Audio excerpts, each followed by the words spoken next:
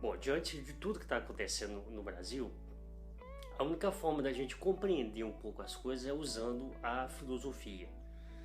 O Bolsonaro tem afirmado, né, naqueles arrobos populistas, genocidas, suicidas, né, que é preciso abrir o comércio, é preciso fazer a economia girar para salvar empregos e etc. Bom, eu obviamente que não dá para você, de fato, negar a questão econômica. Eu tiro exemplo por mim, eu sou assalariado. Aí eu não sei se eu vou ter salário nos próximos meses diante do que está acontecendo. Por uma questão muito óbvia. Você tem, por exemplo, um camarada que é comerciante, que é dono de uma microempresa, de uma pequena empresa, que também está sem produzir, e obviamente se ele não pagar a mensalidade não tem como eu receber também. Então é óbvio que isso é uma preocupação interessante, mas a questão toda é o seguinte, o mundo inteiro já tem provado que a questão do isolamento social, que a quarentena é o que vai de fato salvar as pessoas, porque não existe tratamento, não existe vacina, não existe uma profilaxia para o coronavírus por enquanto. Obviamente que a comunidade científica está organizada nesse momento, mobilizada para encontrar a cura, mas essas coisas não são assim num passe de mágica, né? Você tem que ter o procedimento correto para você fazer essa investigação científica, você tem que ter a publicação disso, você tem que fazer teste, você tem que mobilizar a indústria farmacêutica, né, para produzir a vacina ou o medicamento. Então as coisas não são tão simples como se apresentam. E nesse sentido, eu acho que a filosofia nos ajuda a compreender bastante coisa. Thomas Hobbes, no seu livro Leviatã, ele faz uma reflexão sobre isso, né?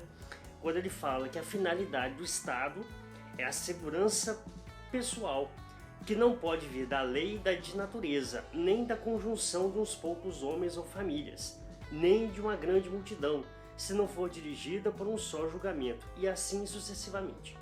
O que ele quer dizer? Quando ele fala que a segurança das pessoas não pode estar entregue à lei natural, é nesse momento que o Estado ele tem que agir para trazer a paz e a ordem.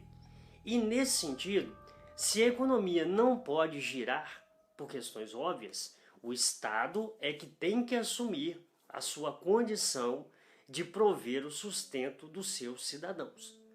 Então, por exemplo, a gente tem observado o mundo afora, os Estados Unidos, por exemplo, aprovaram um pacote de 3 trilhões de dólares, é o maior programa econômico de toda a história. Não é de toda a história recente, não, toda a história mesmo. Outros países como a Espanha, como a França, como o próprio Reino Unido, têm assumido posturas, por exemplo, de pagar os salários do pessoal das empresas. E nesse sentido, o governo brasileiro está pagando para ver, está fazendo uma aposta muito séria diante disso, jogando para o cidadão, digamos assim, a responsabilidade de se sustentar e fazendo chantagem com os governadores, com aqueles que efetivamente estão prezando, zelando pela vida do povo. Então, nesse sentido, quando alguns governantes falam que é preciso, nesse momento, deixar a economia de lado para salvar vidas, isso é um pensamento hobbesiano, no sentido que o Estado tem que prover a segurança e o bem-estar dos seus cidadãos, exatamente para evitar a barbárie. E nesse sentido você precisa de um governante forte, de um governante com condições de exercer essa liderança. Então, para entender um pouquinho desse debate economia e salvar vidas, Thomas Hobbes é o grande nome. Agora, uma outra coisa que vem se comentando também no Brasil são esses arrobos ditatoriais, né, do Bolsonaro. Será que ele tem condições de dar um golpe? A gente tem visto algumas situações bem interessantes, né? O Supremo Tribunal revogando alguns decretos, digamos, o próprio ministro da Saúde efetivamente tomando algumas medidas à revelia do que ele diz, o que ele faz, e o Congresso também se mobilizando nesse sentido. Os americanos chamam isso de pesos e contrapesos, checks and balances. O que seriam esses checks and balances? O presidente, ele tem muito poder, mas ele não tem tanto poder assim. E nesse sentido, eu cito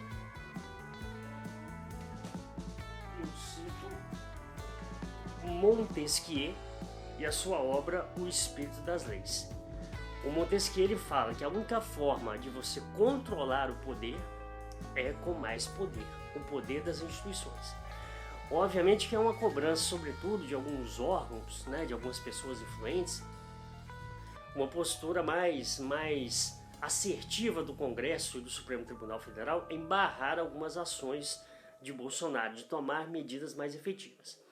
O que eu tenho lido e visto e ouvido muito esses dias é o seguinte: Bolsonaro joga damas, que é um jogo simples, né, na política, enquanto o Congresso, Rodrigo Maia, Alcolumbre, o STF joga xadrez.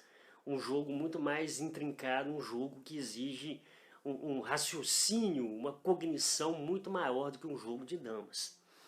Então, na verdade, o que eles querem, o que eu entendo disso, é que a postura em relação a Bolsonaro, das instituições, ela virá no momento certo. Eu só peço, ou melhor, eu só preciso acreditar que essa mudança não virá mais rápido. Mais tarde, aliás, que ela não demore muito a acontecer. Então, o debate econômico ele é importante, mas eu não consigo entender nesse momento, será que se amanhã houver um decreto, que é impossível acontecer dessa forma, voltando à normalidade, será que nós voltaremos à normalidade? Será que o comerciante, o cara da birosca, do botequim, vai de fato conseguir se recuperar? Será que as pessoas irão de fato sair de casa para comprar? Né? Então eu não consigo desligar uma coisa da outra como o governo tem tentado fazer. Quem viver, verá, e espero que todos nós superemos essa situação.